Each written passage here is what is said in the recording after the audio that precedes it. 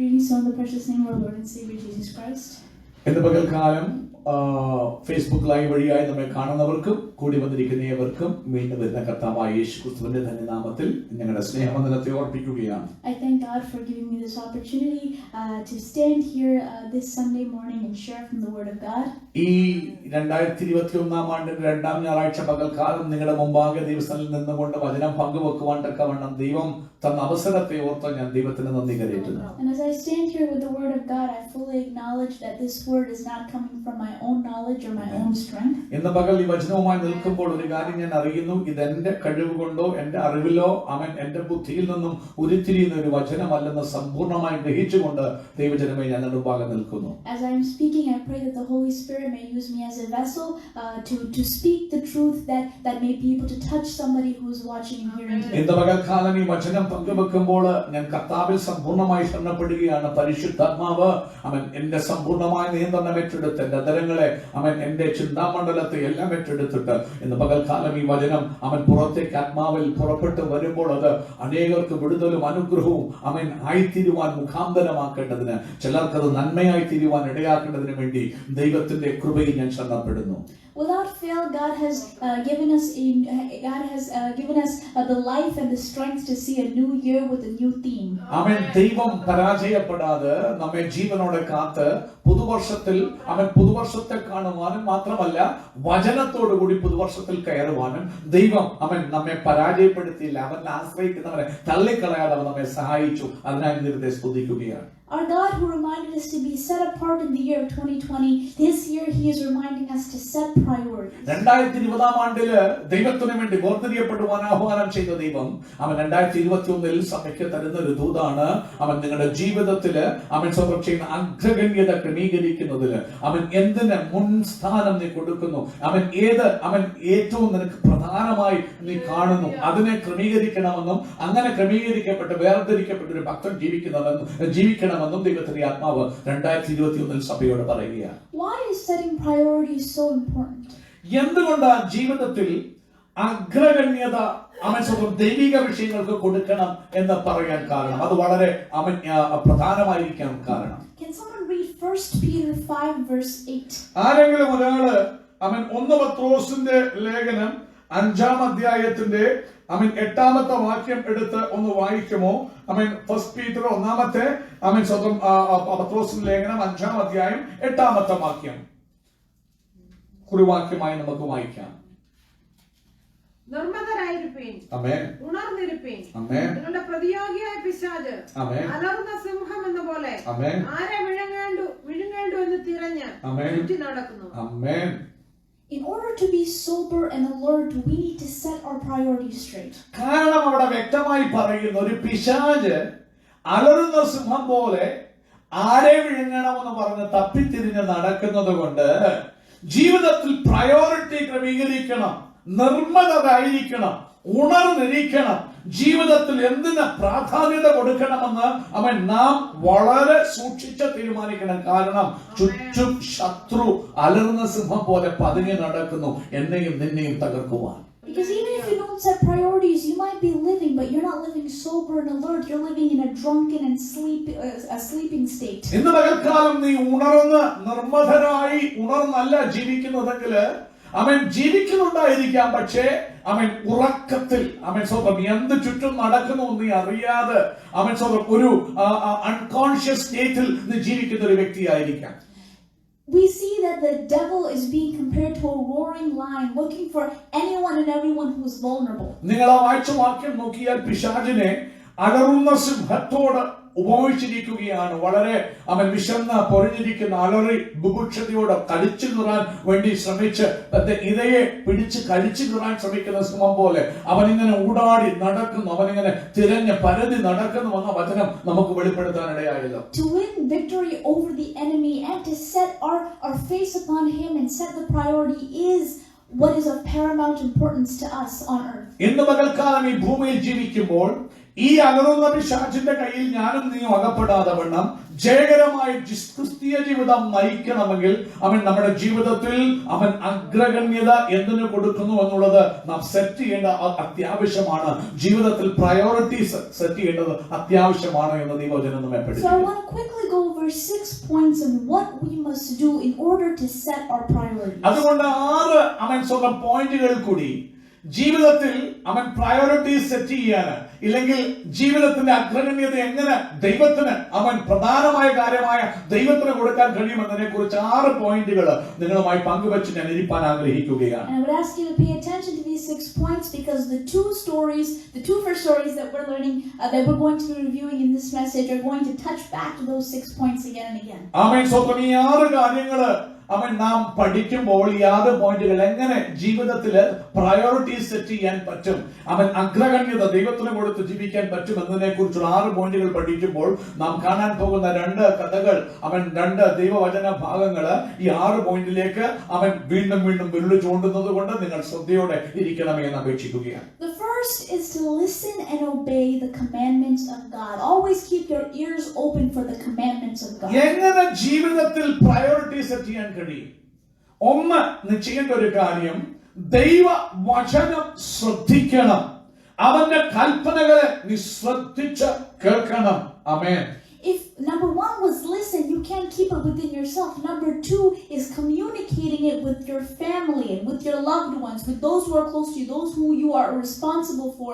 Communicate those commandments to them. So priorities എങ്ങനെ set ചെയ്യാം? ഒന്നാമത്തെ പോയിന്റ്, അവൻ സ്വന്തം നീ കേൾക്കണം ദൈവത്തിന്റെ കൽപ്പന, നീ അതിനെ അനുസരിക്കണം. 2, അവിടെ നിന്നെ കൊണ്ടത് നിർത്താതെ രണ്ടാമത്തെ പോയിന്റ്, നീ കേട്ട ആ കൽപ്പന, നീ അനുസരിക്കുന്ന ആ കൽപ്പന നിന്റെ കുടുംബത്തിനും നീ പറഞ്ഞു കൊടുക്കണം. നിന്റെ ഭാര്യയ്ക്ക്, നിന്റെ മക്കൾക്ക് നീ അത് പറഞ്ഞു കൊടുക്കാൻ അവൻ ശ്രമിക്കേണ്ടത് ആവശ്യം. And if God has blessed you with a family, if God has blessed you with near ones and dear ones, it is your responsibility to always be a unit, not be separate people all forced together, but act as a unit and be together. ഇന്ന് പകൽക്കാലം സഹോദര സഹോദരി, ദൈവം നിന്നെ അനുഗ്രഹിച്ച് ഒരു കുടുംബസ്ഥനായി അല്ലെങ്കിൽ അവൻ കുടുംബസ്ഥയായി ജീവിപ്പാൻ അനുഗ്രഹിച്ചിട്ടുണ്ടെങ്കിൽ അവൻ ലക്ഷ്യങ്ങൾ പ്രധാനപ്പെട്ട ഒരു കാര്യമായിരിക്കണം.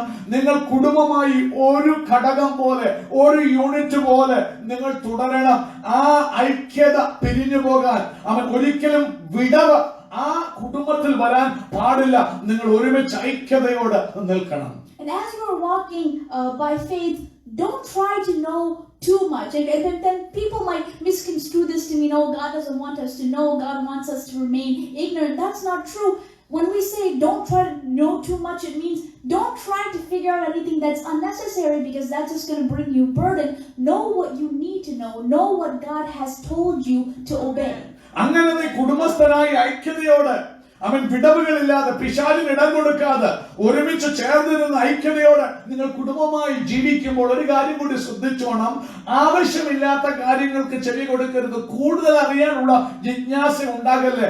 നിനക്ക് അറിയേണ്ടത് ഓൾറെഡി അറിഞ്ഞു കഴിഞ്ഞു. ദൈവത്തിന്റെ കൽപ്പന നീ അറിയണം, അതിനുള്ളിൽ നടക്കണം. അത് മാത്രം നീ അറിഞ്ഞാൽ മതി.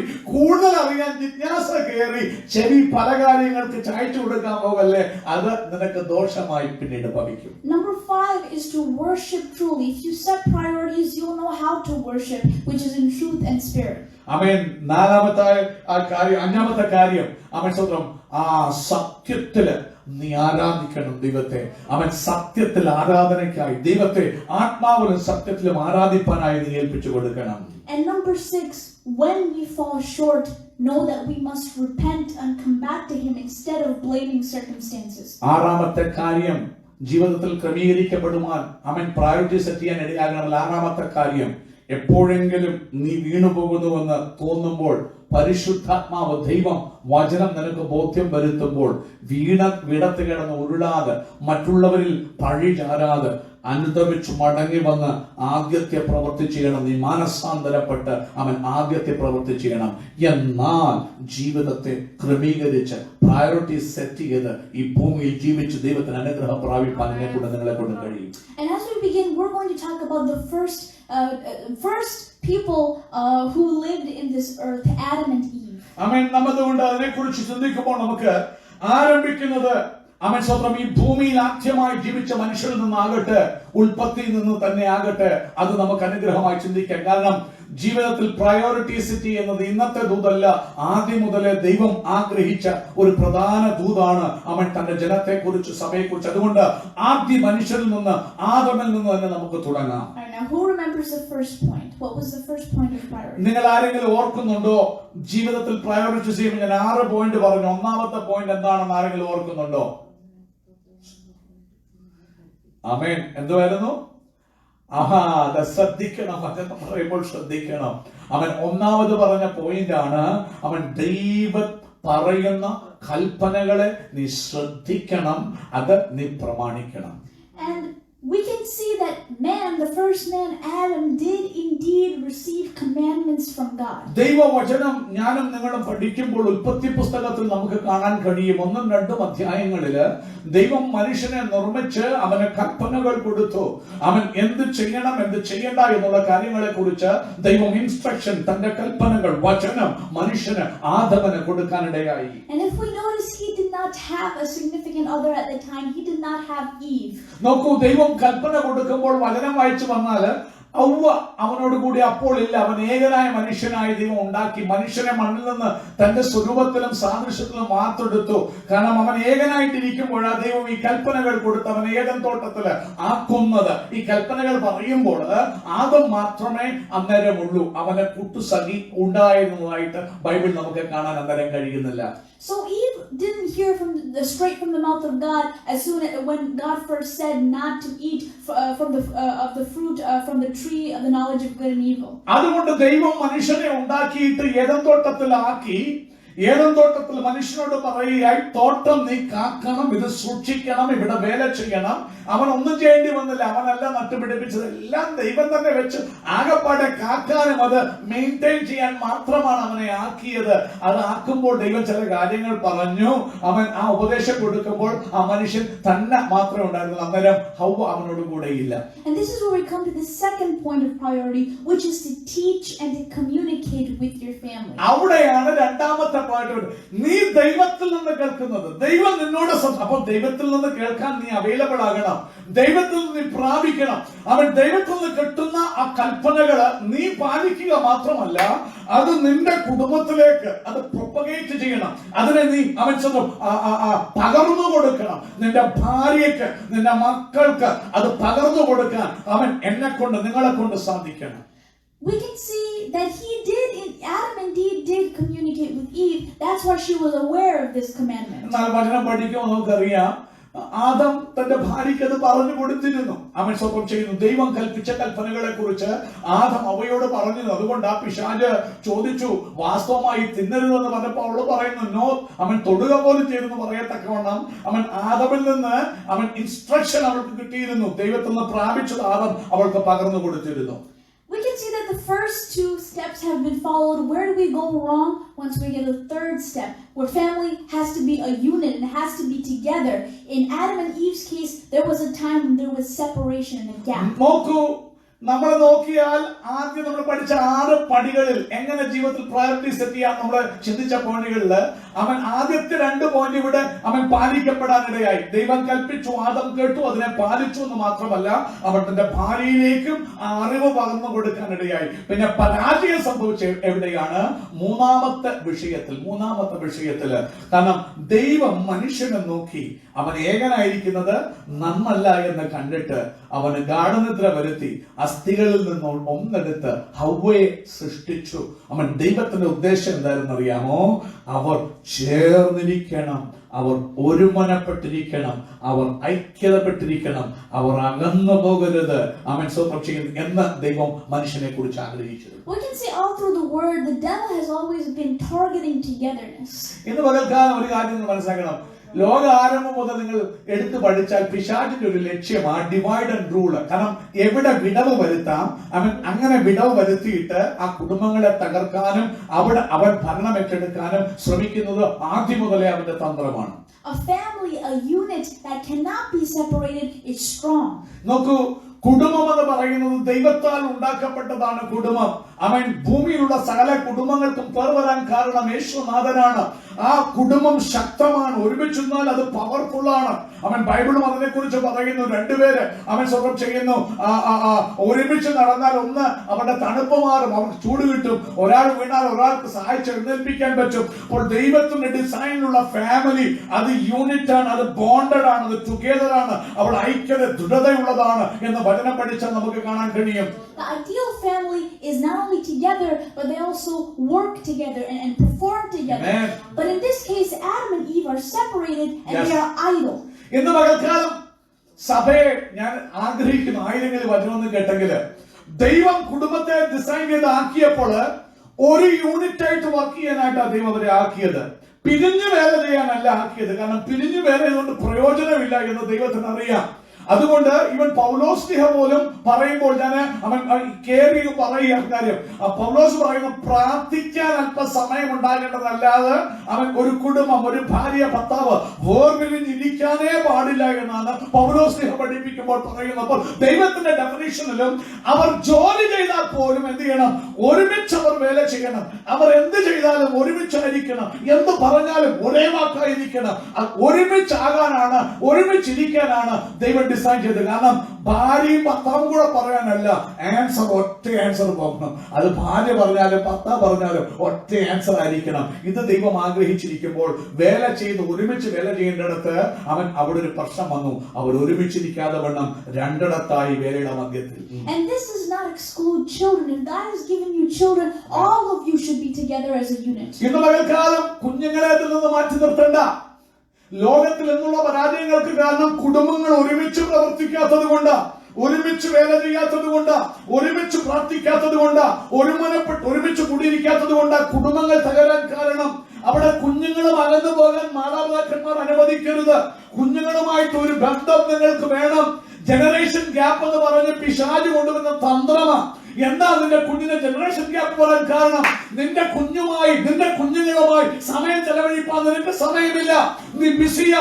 അവർ നിന്നോട് അകന്നിരിക്കുക. പിശാച് നോക്കുന്ന അങ്ങനെ അകന്നിരിക്കുന്നിടത്ത് ആ വിടവിൽ അവൻ കയറും. അവൻ പിശാചിന് നിങ്ങൾ ഇടം കൊടുക്കരുത്. ദൈവത്തിന്റെ വചനം പറയുന്നു. ഇന്ന് പകൽക്കാലം ഒരുമിച്ചിരിക്കണം എന്ന് പറയുമ്പോൾ ഭാര്യ ഭർത്താക്കന്മാർ മാത്രമല്ല, അവർക്ക് ദൈവം കൊടുത്ത തലമുറകളും ഒരുമിച്ചിരിക്കണം. അവർ ഒരുമനപ്പെട്ടിരിക്കണം. അവർ വേല ചെയ്യുമ്പോഴും ഒരുപോലെ വേല ചെയ്യണം. ഹല്ലേലൂയ. പിശാച് അന്വേഷം പോലെ തകർക്കാൻ നോക്കുമ്പോൾ ഈ മൂന്നാമത്തെ പോയിന്റ് നിങ്ങൾ മറന്നു പോകരുത്. ആദ്യത്തെ രണ്ട് കാര്യങ്ങൾ ചെയ്താലും മൂന്നാമത്തെ കാര്യങ്ങൾ നിങ്ങൾ വീഴ്ച വരുത്തിയാൽ അത് വൻ അനർത്ഥം വരുത്തുമെന്നുള്ള സത്യം സഭയെ, ദൈവജനമേ, അവൻ ദൈവമക്കളെ മറന്നു പോകരുത് എന്ന് ഓർപ്പിക്കട്ടെ. When you are separated and you're idle, not only will the devil creep into the gap amongst you, he will also use your idle mind to see things that are unnecessary. ഇന്ന് പകരം നോക്കൂ, തോട്ടത്തിൽ വേല ചെയ്യാനാ ദൈവം മനുഷ്യനെ ആക്കിയത്. അവർ ഒരുമിച്ച് നിന്ന് വേല ചെയ്യാൻ ആക്കിയത്. എന്നാൽ ഇവിടെ ഒരുമിച്ചവർ നിന്ന് വേല ചെയ്യാതെ, ഇല്ലെന്നല്ലെന്ന് മാത്രമല്ല, ഇവിടെ വേല ചെയ്യാതെ കറങ്ങി തിരിഞ്ഞ് അവർ നടന്നു പോകുമ്പോൾ ഐഡിയലായിട്ടൊരു മൈൻഡ്, ബൈബിൾ പറയുന്നു, അതായത് ഒരു പഴഞ്ചൊല്ലുണ്ട്, idle mind is a work house of a devil. പിശാചിന് പണിസ്ഥലമാ. അവൻ ഒന്നുമില്ലാതെ ഐഡിയലായിട്ടിരിക്കുന്ന ഒരു മനസ്സ്. അവൻ സ്വന്തം ഇവിടെ അവൾ ആദമെന്ന നഗദ്വീപിൽ ഒരുമിച്ച് വേല ചെയ്യാതെ ഒരുമിച്ചിരിക്കുവാനിടയാകാതെ അകന്നു പോയപ്പോഴേക്കും അവൻ പ്രതിസന്ധികൾ കടന്നു വരുവാനിടയായി. We're heading towards the fourth step. We said, don't try to know too much or try to find too much that you don't need to be knowing right now. You only need to know what God has told you. In this case, Eve was idle and the devil was able to entice her with the thoughts of more knowledge. Amen.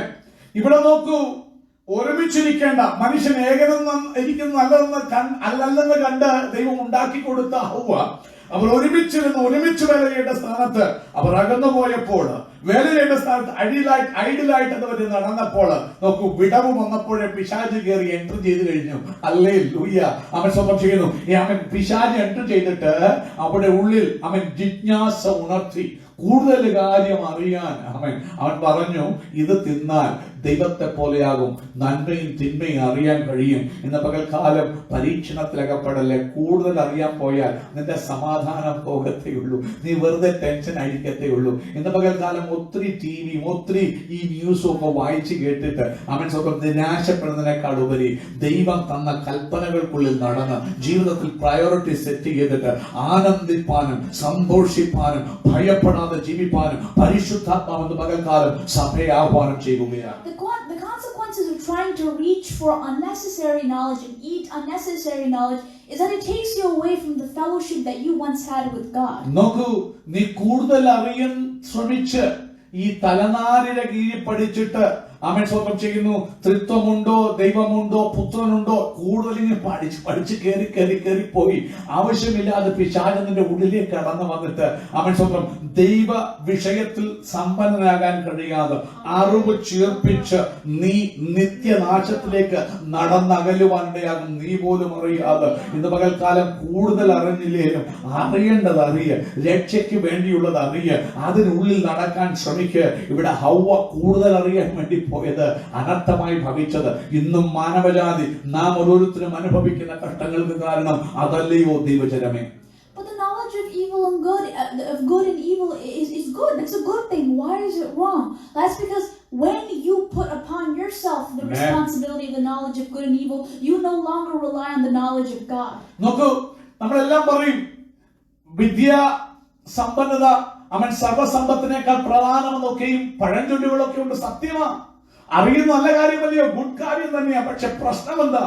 നീ കൂടുതൽ അറിഞ്ഞു കഴിയുമ്പോൾ, നന്മ തിന്മകളെ കുറിച്ച് അറിഞ്ഞു കഴിയുമ്പോൾ, നിന്റെ നന്മയും തിന്മയും ദൈവം തീരുമാനിക്കട്ടെ എന്ന് പറഞ്ഞ് ഭാവിയെ ദൈവത്തിന്റെ കയ്യിലോട്ട് കൊടുക്കാതെ നീ വിഷയങ്ങൾ എല്ലാം നിനക്ക് അറിയാമല്ലോ, നിന്നെ പോലെ മെടുക്കാൻ ആരുമില്ലല്ലോ, നീ എല്ലാം കയ്യിലെടുത്ത് പല കാര്യങ്ങളും നീ നിന്റെ ബുദ്ധിയിൽ പ്രവർത്തിച്ച് ജീവിതത്തെ തകർത്ത് കളയും, അത് മെസ്സപ്പാക്കി കളയും. അങ്ങനെ വരാതിരിക്കാനാ അവൻ അറിവ് ഒത്തിരി കൂടിയില്ലെങ്കിൽ സാരമില്ല. ദൈവത്തെ കുറിച്ച് അറിയണം, നീ അറിയണം, അവന്റെ വചനത്തെ അറിയണം, അതിനുള്ളിൽ നടക്കണം. നന്മയും തിന്മയും ദൈവത്തിന്റെ കയ്യിലേക്ക് വിട്ടു കൊടുത്തിട്ട് നിനക്കൊരു ദോഷവും വരാത്ത ദൈവമുണ്ടെന്ന് തീരുമാനിച്ച് നിന്നെ കാക്കുന്ന ദൈവമുണ്ടെന്ന് അറിഞ്ഞ് സന്തോഷത്തോടും ധൈര്യത്തോടും ജീവിക്കണം. എന്നാൽ അവൻ അറിവ് കൂടുമ്പോൾ നീ നിന്റെ ഭാവി, നിന്റെ നന്മ തിന്മ നീ തന്നെ ക്രമീകരിക്കാൻ കയ്യിലെടുക്കും. അത് നിനക്ക് വിനയായി ഭവിപ്പാനിടയായി. We can see that Eve fell, Hamartia, she missed the mark, she ate the fruit, and she tried to give it to Adam as well. And it says man hearkened to woman, and instead of putting God's commandments or trying to remember God's commandments and trying to keep on guard, he left his guard to hearken to another person's word and eat the fruit. ഇവിടെ നാം കാണുന്നു ഹൗവ പിശാചിന് പിരിഞ്ഞു പോയപ്പോൾ gap വന്നപ്പോൾ പിശാച് കയറി. രണ്ട്, അവിടെ ഹൃദയത്തെ കൂടുതൽ അറിയുവാൻ ജിജ്ഞാസ വളർത്തി. അവൻ വചനം പറയുമ്പോൾ ജഡമോഹം കൺമോഹം ജീവനത്തിന്റെ പ്രതാപം ഉണർത്തി. അവൾ അത് കണ്ടു, മനോഹരമെന്ന് കണ്ടു, അറിവ് പ്രാപിപ്പാൻ കാമ്യമെന്ന് കണ്ടു. അവൾ അത് പറിച്ചു തിന്നു, മനുഷ്യനും കൊണ്ടു കൊടുത്തു. എന്നാൽ കൊടുക്കുമ്പോൾ അവൻ ദൈവത്തോടുള്ള ബന്ധത്തില് അവൻ ചോദ്യം അത് എന്ത് ഏത് എന്നറിയാതെ അവൻ ഭാര്യയുടെ വാക്ക് കേട്ട് അവനും തിന്നു. ഇന്ന് പകൽക്കാലം മനുഷ്യന്റെ വാക്ക് കേട്ട് നടക്കാനല്ല നിന്നെ വിളിച്ചത്, നിന്റെ ഭാര്യയുടെ വാക്ക് കേട്ട് നടക്കാനല്ല വിളിച്ചത്. നിനക്ക് ബന്ധം സ്വർഗത്തിലെ ദൈവവുമായിട്ടാ. ഇന്ന് പകൽ കണക്ക് തീർക്കുന്ന അവനോടാ നിനക്ക് കണക്ക് തീർക്കാനുള്ളത്, നിന്റെ ഭാര്യയോടോ ഭർത്താവിനോടോ അല്ല. ഇന്ന് പകൽക്കാലം ഞാൻ ഭാര്യയുടെ വാക്ക് കേട്ട് ചെയ്തു എന്ന് പറയാൻ നിനക്ക് അവസരമില്ല സഹോദര. ഞാൻ ഭർത്താവിന്റെ വാക്ക് കേട്ട് നിനക്ക് അവസരമില്ല സഹോദരി. ഇന്ന് പകൽ ദൈവം പറയുന്നത് ശ്രദ്ധിച്ചു ചെയ്താൽ അത് ശുഭകരം. എന്നാൽ മനുഷ്യൻ ആ സ്ത്രീ പറഞ്ഞത് കേട്ട് അവളുടെ വാക്കുകൾക്ക് ചെവി കൊടുത്ത് അവനും ആ പഴം പറിച്ചു തിന്നു. The fifth step that we mentioned before is you need to worship truly in truth and spirit. നോക്കൂ, അഞ്ചാമതായിട്ടുള്ള ചുവപ്പ് നമുക്കറിയാം കഥ. അവൻ പഴം പഴിച്ചു നിന്നു, പാപം ചെയ്തു, ദൈവതേജസ് നഷ്ടപ്പെട്ടു, തോട്ടത്തിൽ പുറത്തായി. അവൻ പിന്നീട് അഞ്ചാമത്തെ ഒരു കാര്യം ജീവിതത്തിൽ പ്രയോറിറ്റി സെറ്റ് ചെയ്യുവാൻ നീ സൂക്ഷിക്കേണ്ട ഒരു കാര്യം, ദൈവത്തെ ആരാധിക്കേണ്ട വണ്ണം ആരാധിക്കണം. ഹല്ലേലൂയ. അവൻ സ്വപ്നം ചെയ്യുന്നു. When the sun cooled and the evening came, it says that God always came down to earth to spend time with, to have fellowship with man. And this was the earliest form of worship, spending fellowship, the fellowship fellowship between God and man. സ്തോത്രം. ആദിമ കാലങ്ങളിലെ ആരാധന എന്ന് പറയുന്നത് ദൈവമായിട്ടുള്ള കൂട്ടായ്മയായിരുന്നു. Hallelujah. ദിവസവും വെയിലാറുമ്പോൾ ദൈവ തോട്ടത്തിലേക്ക് വരും, മനുഷ്യൻ ഓടി ദൈവത്തിന്റെ അടുക്കിലേക്ക് വരും, അവനുമായി സല്ലാപങ്ങൾ ചെയ്യും, സംസാരിക്കും, ഇടപെടും. അതവരുടെ ആരാധനയായി മാറിയിരുന്നു. Hallelujah, hallelujah.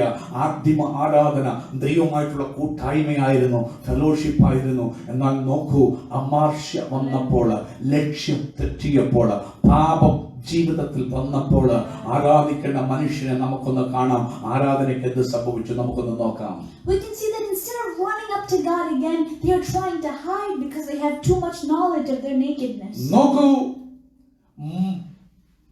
അവ്വ പിശാച് പറഞ്ഞ വാക്ക് കേട്ട് കൂടുതൽ അറിയാൻ പഴം തിന്നു, ഭർത്താവിനും കൊടുത്തു. അറിവ് കൂടിയപ്പോ ആരാധന ഇല്ലാതായി. അറിവ് കൂടിയപ്പോ ജീവിതത്തിന് നഗ്നതകൾ വെളിപ്പെട്ടു. അവൻ അവൻ മുമ്പ് വെയിലാറുമ്പോൾ തോട്ടത്തിൽ ഇറങ്ങി വരുന്ന ദൈവത്തെ ആരാധിപ്പാൻ ഓടിക്കൂടുന്ന അവൻ മനുഷ്യൻ ഇതാ ദൈവം വന്നപ്പോൾ അവന്റെ അടുക്കിലേക്ക് അറിവ് കൂടി പോയത് കൊണ്ട് അടുക്ക വന്ന് ആരാധിപ്പാൻ കഴിയാതെ പാത്ത് നഗ്നത മറച്ച് പാത്ത് ഇരിക്കാൻ വേണ്ടി ശ്രമിക്കുകയാ. ഇന്ന് പകൽക്കാലം പരിശുദ്ധാത്മാ പറയുന്നു, സഹോദര, നിനക്ക് വേണ്ടത് ജ്ഞാനമല്ല. ഇന്ന് പകൽക്കാലം നിനക്ക് വേണ്ടത് ദൈവശബ്ദം ശ്രദ്ധിപ്പാൻ, ദൈവനാമം ശ്രദ്ധിപ്പാനുള്ള കൃപയാണ്. We know that Adam and Eve were not aware of their nakedness before because they were covered by the glory of God. അമേൻ. നമുക്കറിയാം, മുമ്പും മനുഷ്യൻ നഗ്നനായിരുന്നു, എന്നാൽ ദൈവ തേജസ് അവരെ മൂടിയിരുന്നു. ആ ഒരു തോട്ട് അവരിലേക്ക് ഉണ്ടായിരുന്നില്ല, കാരണം കൂടുതൽ അറിവ് അവർക്ക് ഉണ്ടായിരുന്നില്ല. അവൻ സ്വപ്നം ചെയ്യുന്നു. മാത്രമല്ല, ദൈവ തേജസ് അവരെ മറച്ചിരുന്നു. അവർ ദൈവസന്നിധിയിൽ ആ തേജസ്സിന്റെ മഹിമയിൽ അവർ ജീവിച്ചിരുന്നത് കൊണ്ട് ആരാധനയിൽ അവൻ സ്വപ്നം നഗ്നതയെ കുറിച്ചോ മറ്റുള്ള കാര്യങ്ങളെ കുറിച്ചോ ചിന്തിക്കോ ടെൻഷനിക്കോ ചെയ്യേണ്ട കാര്യം അവർക്ക് ഉണ്ടായിരുന്നില്ല. ദൈവം വരുമ്പോൾ അവരെന്നും ഓടി കാണപ്പെട്ടു. ഉടമനക ആരാധനയ്ക്ക് വേണ്ടി അവിടെ സമയമോ കാലമോ ഒന്നും വിഷയമായിരുന്നില്ല. അയ്യോ, പകല് മൊത്തം ജോലി ചെയ്താണല്ലോ, ക്ഷീണം വിഷയമായിരുന്നില്ല. പകല് മൊത്തം തോട്ടം നോക്കി വേല ചെയ്താലും വൈകുന്നേരം ദൈവശബ്ദം കേട്ടാൽ ഓടിയെത്തുമായിരുന്ന മനുഷ്യൻ ഇന്ന് പകൽക്കാലം ഈ വചനം വരുമ്പോൾ, സഹോദര, കഴിഞ്ഞ കാലങ്ങളിൽ ദൈവത്തെ നീ അറിഞ്ഞ കാലങ്ങളിൽ പ്രാർത്ഥനയ്ക്കും ആരാധനയ്ക്കും നീ ഓടിയവനല്ലേ? ഇന്നല്ലേ നീ മിടുക്കനായത്? ഇന്നല്ലേ നിനക്ക് അവൻ സ്വന്തം ക്ഷീണം, അവൻ ഉറക്കം, ടൈമിന് ഉറക്കം. പണ്ട് നിനക്ക് ഈ ടൈമിന് ഉറക്കമൊന്നും ഇല്ലായിരുന്നല്ലോ. ഏത് അർദ്ധരാത്രിക്കും വിളിച്ചറിഞ്ഞാൽ ഏത് ഓൺലൈൻ പ്രേമം നീ ഓടുന്നൊരു വ്യക്തിയായിരുന്നു. ഇന്ന് ആ ആരോഗ്യം നോക്കണം. എന്നാ നിനക്ക് ഈ അറിവ് കൂടിയത്? അറിവ് കൂടി കഴിഞ്ഞപ്പോൾ മനുഷ്യൻ ദൈവസന്നിധിയിലേക്ക് ഓടി വരാതെ അവൻ വൈകുന്നേരം സാധാരണ പോലെ ഇറങ്ങി വരുന്ന ദൈവത്തിനടുക്കൽ വന്ന് അവനോട് സല്ലപിച്ച് അവനോട് കൂട്ടായ്മ ആചരിച്ച് ആരാധിക്കാതെ അവൻ ഓടി ഒളിക്കുന്ന അവസ്ഥ ഇന്ന് പകൽക്കാലം പരിശുദ്ധാത്മാവോട് സംസാരിക്കുക. ആരാധനയെ നീ ഉപേക്ഷയായി വിചാരിക്കുന്നെങ്കിൽ മടങ്ങി വരാൻ. നിന്റെ അറിവ് കുറെ കൂടിപ്പോയതാ നിനക്ക് കുഴപ്പം, നിനക്ക് അനുഗ്രഹം കുറെ കൂടിപ്പോയതാ കുഴപ്പം. ഇന്ന് പകൽക്കാലം മടങ്ങി വരാൻ പരിശുദ്ധാത്മാ പറയുന്നു. The glory, the light was enough to cover them. God is light, so God can provide light to cover your imperfect. God doesn't make anything imperfect. When you go out and try to use your unnecessary knowledge to know what's good and wrong, then you will stop depending on that glory. But the thing is, Adam and Eve never understood we should ask for that glory again. The glory is the only thing that can cover us. No, because they have that unnecessary knowledge. They're trying to sew leaves into clothes. All of that is failing. But during this time, the thought is not passing in their mind to ask God for that glory again. Hallelujah. ഒരു മർമ്മം ദൈവജനമേ നിങ്ങൾ ശ്രദ്ധിക്കണം. ഇവിടെ മനുഷ്യൻ കൂടുതൽ അറിയാനുള്ള ജിജ്ഞാസയിൽ പിശാചിന്റെ വാക്ക് കേട്ട് നന്മതിന്മകളെ കുറിച്ചുള്ള അറിവിന്റെ വൃക്ഷഫലം തിന്നപ്പോൾ അവരുടെ നഗ്നത അവർക്ക് വെളിവായി. ഇത് വെളിയായപ്പോൾ ഒരു കാര്യം അവർ ഓർക്കേണ്ടതായിരുന്നു. ഇതിനു മുമ്പും അവർ നഗ്നനല്ലായിരുന്നോ എന്നൊരു കാര്യം ചിന്തിക്കാൻ അവർക്കിടയായില്ല. ഇതിനു മുമ്പും അങ്ങനെയായിരുന്നു, മനുഷ്യൻ നഗ്നനായിരുന്നു എന്ന ദൈവത്തിന്റെ വചനം തന്നെ പറയുന്നു. എന്നാൽ വിഷയം എന്താണെന്നറിയാം? ദൈവം വെളിച്ചമാണെന്ന് ബൈബിൾ പഠിപ്പിക്കുന്നു. യഹോവ എന്റെ വെളിച്ചം രക്ഷ. ഇന്നത്തെ സങ്കീർത്തനത്തിൽ ദൈവം വെളിച്ചം, പ്രകാശം. ഒത്തിരി നിങ്ങൾക്കറിയാം, സൂര്യനെ നിങ്ങൾ നോക്കിയാൽ ഒന്നും ചുറ്റും കാണാൻ പറ്റത്തില്ല. കാരണം ആ പ്രകാശം, നിങ്ങൾ വണ്ടി ഓടിച്ചു വരുമ്പോൾ, നിങ്ങൾ നടന്ന് ഇരുട്ടിൽ കൂടി പോവുകയാണെങ്കിൽ ആ പ്രകാശം ശക്തിയോട് ചോദിക്കുമ്പോൾ ആ കാറ് പോലും നിങ്ങൾക്ക് കാണാൻ പറ്റത്തില്ല. കാരണം ആ ബ്രൈറ്റ്നെസ് കാണാം. അതുപോലെ ദൈവത്തിന്റെ തേജസ്സാകുന്ന ബ്രൈറ്റ്നസ് മനുഷ്യന്റെ ഉടയാടയായിരുന്നു, മറവായിരുന്നു, നഗ്നതയുടെ. അവിടെ കുറവ് എന്തുണ്ടെങ്കിലും അവിടെ നഗ്നതകളെ എല്ലാം കവർ ചെയ്യുന്ന ദൈവ തേജസ്. അവർ ആരാധിക്കുമ്പോൾ ആ തേജസ് അവരെ പൊതിഞ്ഞിരുന്നു. എന്നാൽ അറിവ് കൂടിയപ്പോൾ നഗ്നത അവർക്ക് ബോധ്യമായി വെളിപ്പെട്ടു. അപ്പോഴത്തേക്കും ഉണ്ടല്ലോ, ദൈവത്തിന്റെ തേജസ്സിൽ അവൻ വിശ്രമിക്കേണ്ടതിന് പകരം, അവന്റെ വെളിച്ചത്തിൽ വസിക്കേണ്ടതിന് പകരം അവർ സ്വന്തം ബുദ്ധിയിൽ നഗ്നത. ഇപ്പൊ അറിവുണ്ടല്ലോ, നന്മ തിന്മകളെ കുറിച്ചുള്ള അറിവ്. നിനക്ക് അറിവ് കൂടി പോയതാ കുഴപ്പം. അവൻ ഉണ്ടാക്കാൻ നോക്കി, പക്ഷെ ഉണ്ടാക്കിയതെല്ലാം പരാജയപ്പെട്ടു. നീ അറിവ് കൂടി ഓടുന്ന എല്ലാ പാതകളും, എല്ലാ അവൻ സ്വന്തം നിന്റെ സംരംഭങ്ങളും പരാജയപ്പെടുമെന്ന് ദൈവവചനത്തിൽ കൂടി ഓർപ്പിക്കട്ടെ. എന്നാൽ ആ തരുണത്തിൽ അവൻ ഓർത്തില്ല, കർത്താവേ നഗ്നനാന്ന്. ഇപ്പൊ ഞാൻ ഇന്നലെ വരെ ഞാൻ അവൻ നഗ്നതയെ കുറിച്ച് ബോധ്യമില്ലാതിരുന്നു. അയ്യോ, ഞാൻ തെറ്റ് ചെയ്തു പോയി, ദൈവം പറഞ്ഞ് തെറ്റ് ചെയ്തു പോയി തിരിച്ചറിഞ്ഞിട്ട് ഓടി വന്ന് കരയാനുള്ളൊരു മനസ്സ്, മാനസാന്തരപ്പെടാനുള്ള മനസ്സുണ്ടാകില്ല. അയ്യോ, വെളിച്ചത്തോട് മടങ്ങി വരാം, ഞാൻ ഇരുട്ടിലേക്ക് പോയെന്ന് ഗ്രഹിച്ച് മടങ്ങി വരാൻ മനസ്സില്ലാതെ അവന്റെ ബുദ്ധി, ഇപ്പൊ അവൻ അറിവുണ്ടല്ലോ, അറിവ് കൊണ്ട് അവന്റെ നഗ്നത മറക്കാൻ നോക്കി. പക്ഷെ നമുക്കറിയാം അത് അമ്പേ പരാജയമായി തീർന്നു. And the sixth point is, when you fall short, repent and return instead of blaming circumstances. God did not stay in his heaven and say, these people, this man that I made messed up, I don't need to visit them anymore. God came again, which meant that God gave them a chance again. Hallelujah. To come to him and ask for that glory again. The man decided to hide. Amen. ഇന്ന് പകൽക്കാലം ആറാമത്തെ point നിങ്ങൾ മറന്നു പോകരുത്.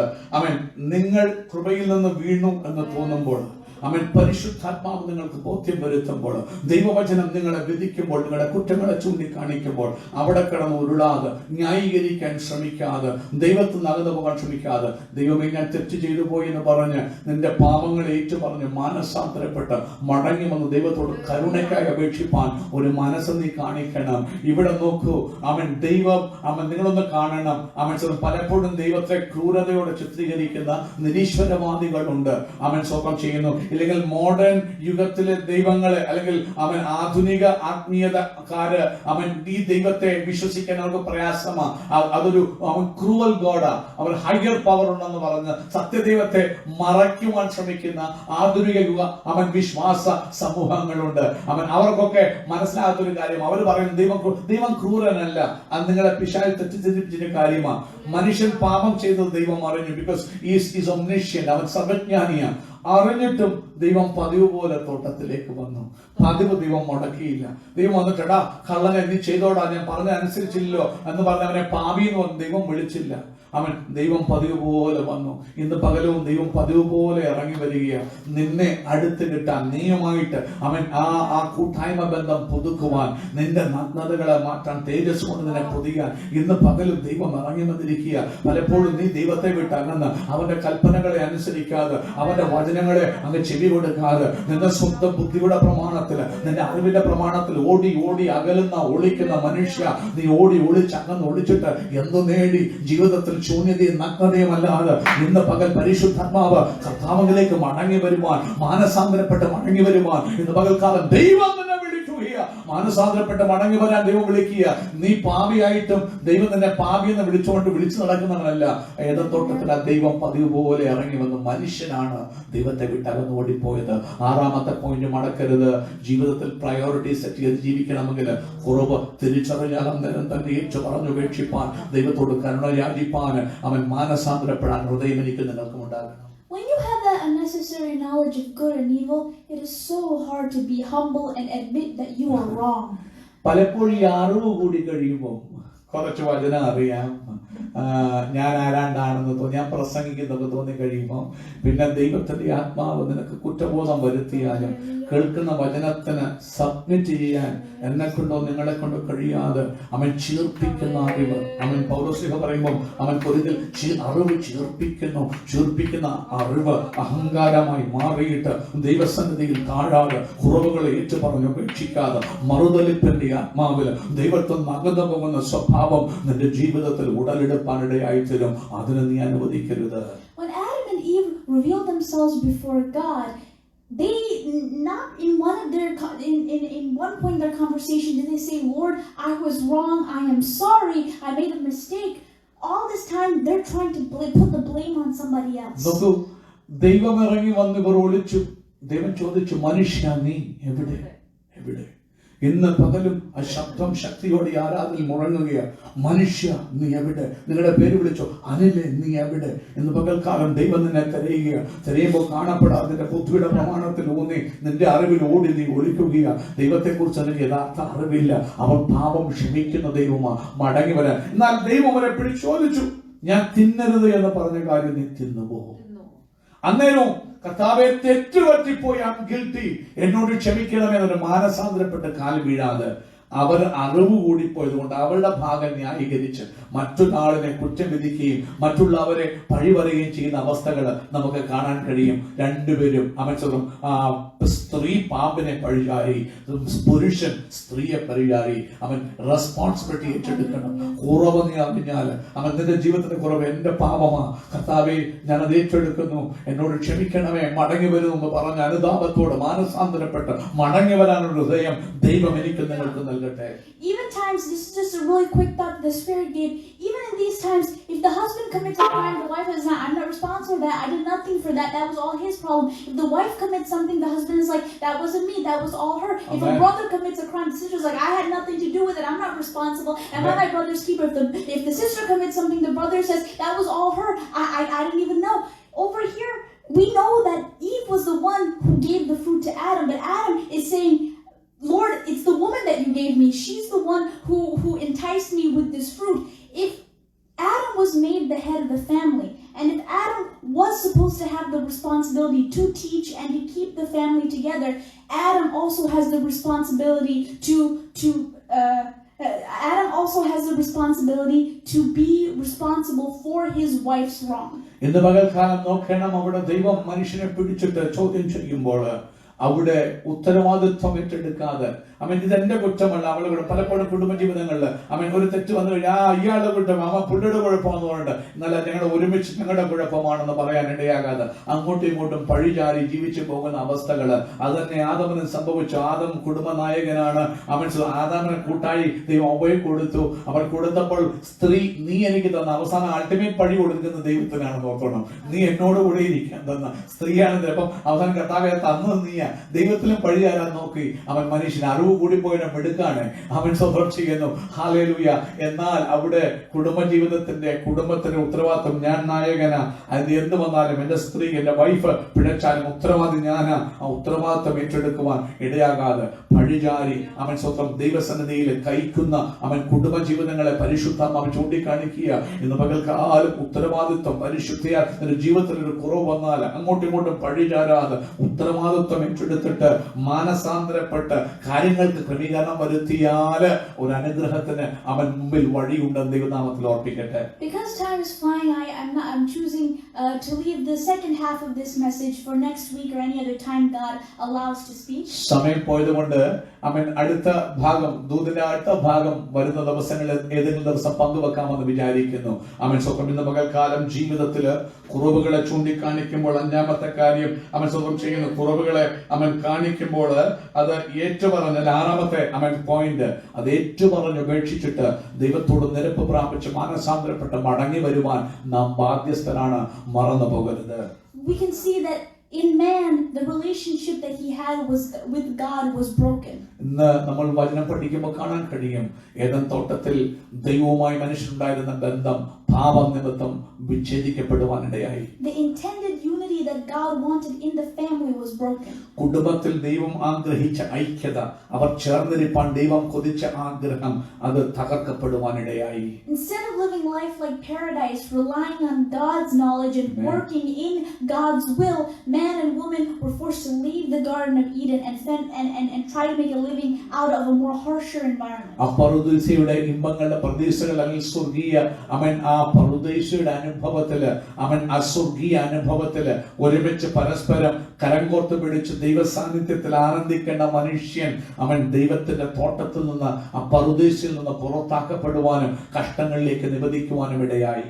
So let us remember to set priorities in our life, in our family lives, in our responsibilities, so that the roaring lion who is the devil looking around for anywhere he can fill in that gap and bring in the enticement of sin and the necessary knowledge. We cannot guard our hearts unless we set our priorities on God. അതുകൊണ്ട് സഹോദരങ്ങളെ, ദൈവമക്കളെ, നമ്മുടെ ജീവിതത്തില് ദൈവത്തിന് അഗ്രഗണ്യത നാം കൊടുത്ത് ജീവിച്ചില്ലെങ്കിൽ, priority set ചെയ്ത് ജീവിച്ചില്ലെങ്കിൽ, സ്തോത്രം, അലറുന്ന സിംഹം പോലെ പാഞ്ഞു നടക്കുന്ന പിശാച് കഴിയുമെങ്കിൽ തന്റെ വൃദ്ധന്മാരെ പോലും തകർക്കാൻ നോക്കുമ്പോൾ ആ ഐക്യതയുടെ വിടവുകൾ നിന്റെ ജീവിതത്തിൽ, കുടുംബത്തിൽ, നിന്റെ ഭാര്യ ഭർത്തൃ ബന്ധത്തിൽ ആ വിടവുകളെ നോക്കിയിട്ട് ആ കുഞ്ഞുങ്ങളോടുള്ള ആ കുടുംബ ജീവിതത്തിലെ ബന്ധം, അപ്പനും അമ്മയും മക്കളും തമ്മിലുള്ള ബന്ധം, സഹോദരങ്ങൾ സഹോദരിമാർ സഹോദരന്മാർ, ഒരു കുടുംബത്തിലെ ബന്ധം, അതിന്റെ വിള്ളലുകൾ കണ്ടിട്ട് പിശാച് കയറി നിന്നെ തകർക്കാൻ അനുവദിപ്പാൻ നീ അവസരം കൊടുക്കാതെ ഈ നാളുകളിൽ ഐക്യതയുടെ ആത്മാവിൽ ഒരുമിച്ചിരുന്ന്